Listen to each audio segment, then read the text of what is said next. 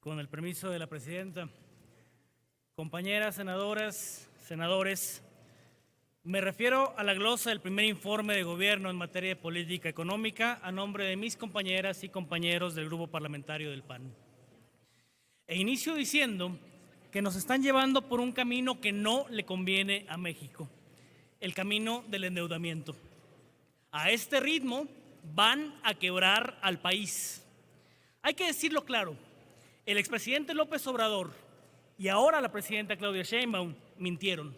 Mintieron cada vez que dijeron que sus gobiernos no se endeudarían. La verdad es que en el gobierno anterior la deuda pública creció casi 7 billones de pesos, el nivel de endeudamiento más alto en los últimos 25 años. La deuda de López Obrador es más alta que la de Fox, es más alta que la de Calderón y más alta que la de Peña Nieto. Así de claro, a la gente hay que decirle la verdad. Es la cifra más alta de nuestra historia. Y como si no fuera suficiente, la administración de la presidenta Claudia Sheinbaum está siguiendo la misma ruta. En solo 9 meses sumó otro billón de pesos adicional a la deuda, que sigue subiendo y sigue rompiendo récords. Para este año llegará al 52.3% del PIB. Se endeudan sin límites. Y estos créditos podrían entenderse en una economía que genera gasto de inversión, ¿verdad? Quizás para la mejora de carreteras que están destruidas, quizás en modernización de hospitales, quizás en estructura escolar, pero no. El problema es que el gobierno no gasta en estos fines y por el contrario está recortando el gasto social.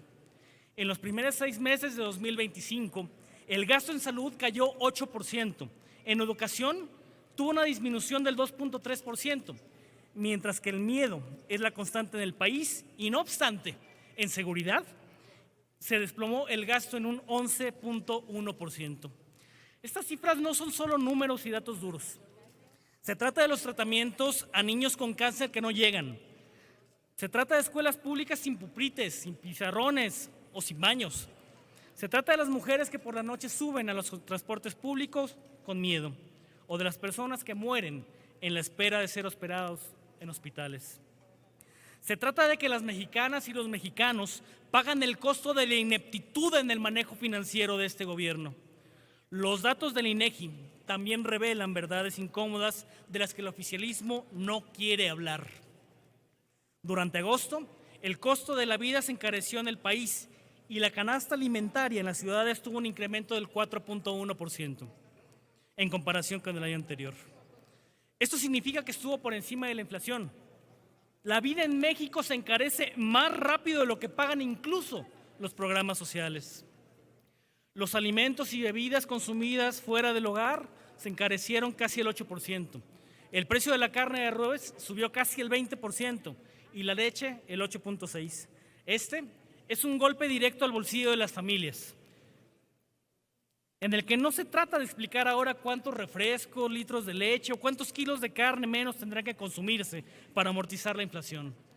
Se trata de una constante inaceptable más. El poder adquisitivo de la ciudadanía baja de forma sostenida. Mientras tanto, todos seguimos pagando por las obras inviables como el AIFA, que sigue vacío y endeudado, Dos Bocas, que se sigue inundando y que refina menos de la mitad de su capacidad, o el Tren Maya, que se descarrila, pierde dinero, pero eso sí, ¿cómo tiene balastro? México está lleno de gente trabajadora, de familias que se esfuerzan por salir adelante y que no merecen que sus impuestos se destinen a proyectos faraónicos. Mientras se recortan fondos de las familias y la educación de niñas, niños y personas jóvenes como presente y futuro de este país.